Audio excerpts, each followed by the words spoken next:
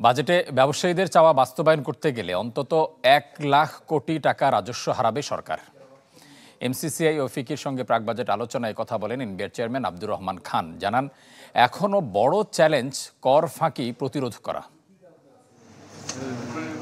আসছে 2025-26 অর্থ বছরের বাজেট ঘিরে এনবিআরের এই আলোচনায় বিভিন্ন দাবি দাওয়া তুলে ধরে ব্যবসায়ীদের দুই সংগঠন এমসিসিআই ও ফিকি। ব্যবসায়ী নেতারা জানান, দেশের অর্থনীতির 80%ই অপ্রাতিষ্ঠানিক, যেখানে ব্যাংকিং নির্ভরতা সামান্য। ফলে ধারাবাহিকভাবে কর্পোরেট কর হার কমানোর সুফল পাচ্ছে না বড় ও মাঝারি প্রতিষ্ঠানগুলো। তাছাড়া উৎসে কর ও অনুমোদিত ব্যয়ের কারণে 50% পর্যন্ত পৌঁছে যাচ্ছে কার্যকর কর হার। এমন পরিস্থিতিতে বার্ষিক বিক্রির বদলে আয়ভিত্তিক কর ব্যবস্থার প্রস্তাব দেন তারা। এমসিসিআই বিশ্বাস করে কর নীতি ও কর প্রশাসন পৃথক করার মাধ্যমে স্বাধীন ও স্বচ্ছ নীতিমালা প্রণয়ন করা সম্ভব হবে, যা ব্যবসায় ও বিনিয়োগ বান্ধব হবে। গভর্নমেন্ট এমপ্লয়ি উনি যদি বেসিক স্যালারি, বোনাস বা ফেস্টিভ্যাল বোনাস দেয়, ওনাকে শুধু এই এলিমেন্টের উপর ট্যাক্স দিতে হয়। বাকি যে পারকুইজিটগুলো পায় এগুলোর উপর কোনো ট্যাক্স দিতে হয় না। গভর্নমেন্ট পেনশন ফান্ড বা প্রভিডেন্ট ফান্ড, জিপিএফ, কোনটার উপরে ট্যাক্স দিতে হয় না। আর আমি যদি ডান দিকে দেখি স্যার, সবই ট্যাক্সেবল। বাজেটে ব্যক্তি পর্যায়ে করমুক্ত আয়সীমা বৃদ্ধি এবং সর্বোচ্চ কর হার 25% নামিয়ে আনার প্রস্তাবও দেন ব্যবসায়ীরা। তাদের এসব দাবি যৌক্তিক উল্লেখ করে এনবিআর চেয়ারম্যান বলেন, এটি বাস্তবায়নে সরকার অন্তত 1 লাখ কোটি টাকা রাজস্ব হারাবে। জানান, প্রয়োজনের তুলনায় এমনিতেই রাজস্ব আয়ে পিছিয়ে বাংলাদেশ। এই যৌক্তিক কথাগুলোকে যদি আমরা শুনি, তাহলে আমি দেখি যে আমার সিগনিফিকেন্ট, মানে পলিসি লেভেল থেকে সিগনিফিকেন্ট রাজস্ব কমে যাবে। আপনারা নিশ্চিত থাকেন যে এই বাজেটে আপনারা এর রিফ্লেকশনটা দেখতে পাবেন, অ্যাটলিস্ট সদিচ্ছা দেখতে পারবেন।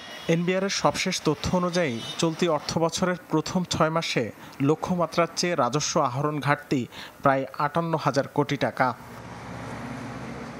রাকিব হোসেন, চ্যানেল 24, ঢাকা। অর্থবছরের 8 মাসে রপ্তানি আয় হয়েছে $3,294 কোটি, যা আগের অর্থ বছরের একই সময়ের চেয়ে বেড়েছে 10.5%। রপ্তানি উন্নয়ন ব্যুরো ইপিবি এ তথ্য প্রকাশ করেছে। তথ্য অনুযায়ী শুধু ফেব্রুয়ারিতে আয় হয়েছে $397 কোটি, যা আগের অর্থ বছরের ফেব্রুয়ারি থেকে 3.5% বেশি। প্রতিবেদনে বলা হয়, 8 মাসে পোশাক খাত থেকে আয় হয়েছে $2,679 কোটি, বছর ব্যবধানে যা বেড়েছে 10.5%-এর ওপরে। আর খাতভিত্তিক হিসাব অনুযায়ী ওভেনের চেয়ে তুলনামূলক বেশি প্রবৃদ্ধি হয়েছে নিটওয়্যারে। এই সময় চামড়া ও চামড়াজাত পণ্যেও 8.5% প্রবৃদ্ধি হয়েছে। 8 মাসে যেখান থেকে আয় হচ্ছে $75 কোটি। উল্লেখ্য, সবশেষ অর্থ বছরে মোট রপ্তানি আয় ছিল $4,446 কোটি মার্কিন ডলার।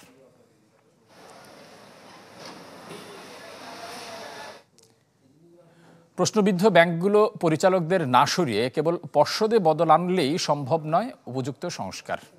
এমনকি বেহাত হওয়া অর্থ উদ্ধারও কঠিন। এক সেমিনারে এসব মন্তব্য করেন বিভিন্ন ব্যাংকের শীর্ষকর্তারা। বলেন, অতিরিক্ত খেলাপি ঋণে আস্থা হারাতে পারেন গ্রাহকরা। এ সময় গভর্নর বলেন, ডিসেম্বর নাগাদ সিদ্ধান্ত আসতে পারে দুর্বল ব্যাংকের বিষয়ে। ব্যাংক খাতকে গেল 1.5 দশকের অশুভ শক্তি থেকে উদ্ধারে দায়িত্ব নিয়েই বেশ কিছু সিদ্ধান্ত নেন নতুন গভর্নর। অল্প সময় ভেঙে দেওয়া হয় পরিচালনা পর্ষদ। সার্বিক কার্যক্রমে গতি আনতেও নেওয়া হয় সংস্কারমুখী বিভিন্ন উদ্যোগ, যে কারণে দুর্দশা কাটিয়ে কিছুটা ঘুরে দাঁড়িয়েছে বেশ কিছু প্রতিষ্ঠান। তবে পরিচালনা পর্ষদ ভাঙা হলেও এখনও মালিকানায় রয়ে গেছে পুরনো পরিচালকদের অনেকে, যে কারণে লুট হওয়া অর্থ উদ্ধার কিংবা বড় ধরনের সংস্কার করা যাচ্ছে না চাহিদা মতো। সেমিনারে বক্তারা বলেন, দ্রুত এই সমস্যার সমাধান হওয়া জরুরি। এ সময় খেলাপি ঋণের চড়া হার নিয়েও শঙ্কার কথা জানান তারা। যারা নাকি 100 টাকা নিয়ে ব্যাংকে অ্যাকাউন্ট খোলার মতো সামর্থ্য নাই, সে ধরনের লোকদের নিয়ে কিন্তু 100, 150, 200, 300 কোটি টাকার বিনিয়োগ তাদেরকে দেওয়া হয়েছে। এবং সেটা কারা করেছে? আমরা করেছি, আমরা ব্যাংকাররা করেছি।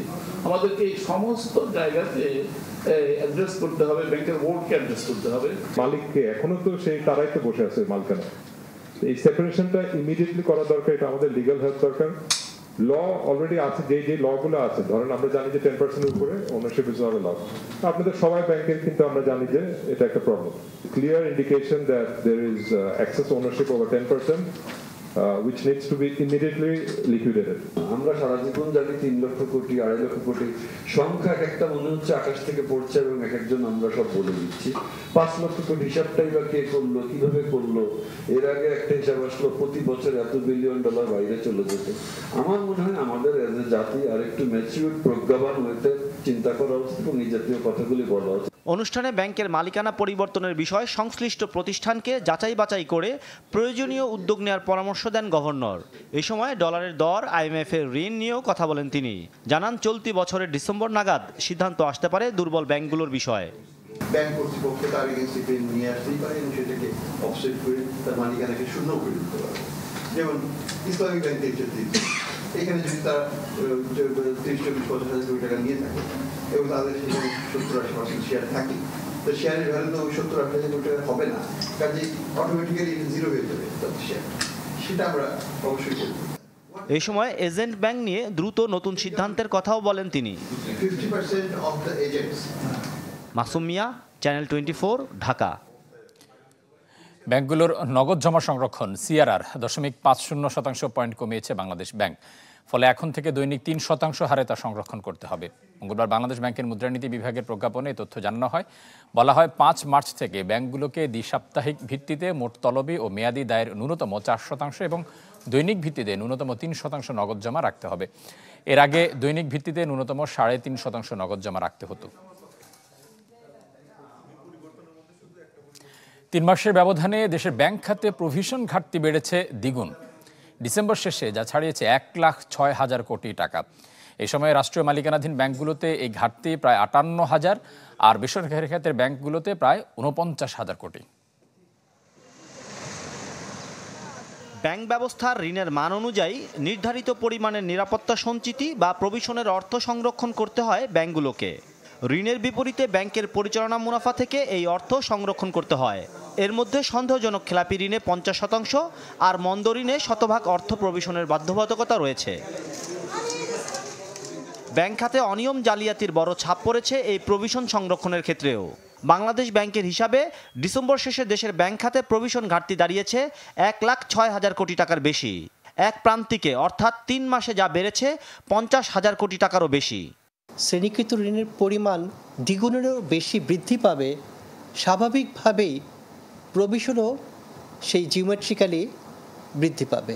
ব্যাংক এই 1 বছরের মধ্যে আহামরি এমন কোনো ব্যবসা করেনি যেই ব্যবসায়ের মুনাফা দিয়ে এই হঠাৎ বেড়ে যাওয়া প্রভিশনের যে সুরক্ষা করা, প্রভিশন যে রক্ষা করা দরকার, সেই ঘাটতি মোকাবেলা করা সম্ভব। ডিসেম্বর শেষে রাষ্ট্রীয় মালিকানাধীন ব্যাংকে নিরাপত্তা সঞ্চিতি রাখতে হতো 74,000 কোটি টাকা। বিপরীতে এই ব্যাংকগুলো প্রভিশন রাখতে সক্ষম হয়েছে মাত্র 16,000 কোটি টাকা। অর্থাৎ এই ব্যাংকগুলোতে ঘাটতি রয়েছে প্রায় 58,000 কোটি টাকা। আর বেসরকারি খাতের ব্যাংকগুলোতে 1,36,000 কোটি টাকার প্রভিশনের বিপরীতে সংরক্ষণ হয়েছে 87,000 কোটি টাকা। এতে ঘাটতি প্রায় 49,000 কোটি। প্রভিশন ঘাটতিতে একটা বড় ধরনের একটা গ্যাপ সৃষ্টি হয়েছে। পূর্বে যেটা যা ছিল তার বহুগুণ বৃদ্ধি পেয়েছে। সেটা সরকারি ব্যাংকের ক্ষেত্রে তো হয়েছেই, বেসরকারি ব্যাংকের ক্ষেত্রেও হয়েছে। যে একটা সংস্কার করার কমিশন হয়েছে, সেখানে ব্যাংক রেজলিউশন অ্যাক্ট তৈরির কাজ চলছে। সেখান থেকে প্রাপ্ত ফলাফলের উপর বা সুপারিশের উপর ভিত্তি করে পরবর্তী স্টেপ বাংলাদেশ ব্যাংক গ্রহণ করবে। এদিকে 3,45,000 কোটি টাকা খেলাপি ঋণের মধ্যে সরকারি মালিকানাধীন বাণিজ্যিক ব্যাংকে 1,36,000 কোটি আর বেসরকারি ব্যাংকে তা 2 লাখ কোটি টাকার বেশি। ব্যাংকগুলো স্বেচ্ছাই হোক বা যে কোনো কারণ হোক প্রকৃত চিত্র ব্যাংকের কাছে, বাংলাদেশ ব্যাংকের কাছে উপস্থাপন করেনি। মাসুম মিয়া, চ্যানেল 24, ঢাকা। বিশ্ব অর্থনীতি শাসন আর নিজ দেশের বাণিজ্য শক্তিশালী করতে নানা প্রয়াস চালাচ্ছেন ডোনাল্ড ট্রাম্প, যার ধারাবাহিকতায় নজর বাড়াচ্ছেন গুরুত্বপূর্ণ বাণিজ্য পথে। বিশ্ব অর্থনীতি শাসনের পথে মার্কিন প্রেসিডেন্ট ডোনাল্ড ট্রাম্প। একের পর এক শুল্ক আরোপ আর দখলের ঘোষণা যেন নিজ অর্থনীতিকে আরও শক্তিশালী করার প্রয়াস, যাকে আরও চাঙ্গা করতে এবার বিশ্বের বিভিন্ন গুরুত্বপূর্ণ বাণিজ্য পথ দখলের দিকে নজর তার। এশিয়া দখলের চিন্তায় ভারত, মধ্যপ্রাচ্য, ইউরোপ ইকোনমিক করিডোরের দিকে নজর দিয়েছে ট্রাম্প। প্রস্তাবিত এই রুটের বন্দর, রেলপথ ও সাবমেরিন কেবলে বিনিয়োগে আগ্রহী ওয়াশিংটন। ভবিষ্যতে যাকে ইউরোপ এশিয়ার বাণিজ্যের আরেক গুরুত্বপূর্ণ পথ সুয়েজ খালের বিকল্প হিসেবে বিবেচনা করা হচ্ছে। সরাসরি না বললেও ইয়েমেনের হুথিদের দমনের প্রচেষ্টায় এ পথ দখলের অভিপ্রায় ট্রাম্পের। এছাড়াও নৌ চলাচলের স্বাধীনতা নিশ্চিতে দক্ষিণ চীন সাগরের উপরও প্রভাব বিস্তার করতে পারে ট্রাম্প। প্রতি বছর যে পথে $3.5 ট্রিলিয়ন পণ্য পরিবহন হয়ে থাকে। কানাডা আর গ্রিনল্যান্ড নিয়ন্ত্রণের চেষ্টা আগে থেকে চলমান, যাতে নতুন করে যুক্ত হয়েছে পানামা খাল। বছরে ৩৪০ মিলিয়ন টন পরিবহন সক্ষমতা থাকা এই পথ দখলে আরও সহজ হবে এশিয়া ইউরোপ বাণিজ্য। অন্যদিকে রাশিয়ার আর্কটিক উপকূল ঘিরে মার্কিন সামরিক উপস্থিতি বাড়াতে নজর রয়েছে দক্ষিণ সাগর পথেও। রয়েছে হরমুজ প্রণালী দখলের চেষ্টাও। বিশ্বব্যাপী ২০% তেলের বাণিজ্য হয় এই পথ দিয়ে। নাদিয়া ইসলাম তুলি, চ্যানেল 24।